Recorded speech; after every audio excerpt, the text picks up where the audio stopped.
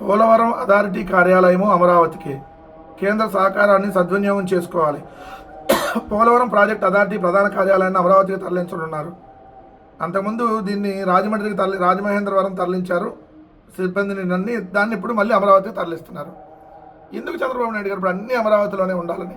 ఆ రోజు ఎయిమ్స్ రాయలసీమలో ఉన్న ఎయిమ్స్ తీసుకొచ్చి మంగళగిరిలో పెట్టారు. రాయలసీమలో జగన్ గారు హైకోర్టు పెట్టాలని దాన్ని కూడా అమరావతిలో ఉంచాలన్నారు. విశాఖపట్నానికి ఉత్తరాంధ్ర కొన్ని భవనాలు తీసుకెళ్లాలంటే దాన్ని అమరావతిలోనే ఉండాలన్నారు. ఇప్పుడు పోలవరం ఎక్కడుంది? అమరావతిలో లేదు కదా. ఆ పోలవరం దగ్గరగా ఉన్నటువంటి ఆ ఈస్ట్ గోదావరి జిల్లాకు సంబంధించి అక్కడ పెట్టుకుంటారు కదా, ఈస్ట్ వెస్ట్ గోదావరి దగ్గరగా ఉండేటట్టు. అందుకని రాజమండ్రి హెడ్ క్వార్టర్గా ఉంది కాబట్టి అక్కడ పెట్టారు. దాన్ని కూడా అమరావతి తరలించడం ఏంది? ఇంత దిక్కుమాలితనం ఎందుకు ప్రవర్తిస్తున్నారో మీరు మీ ప్రభుత్వం అర్థం కావట్లా.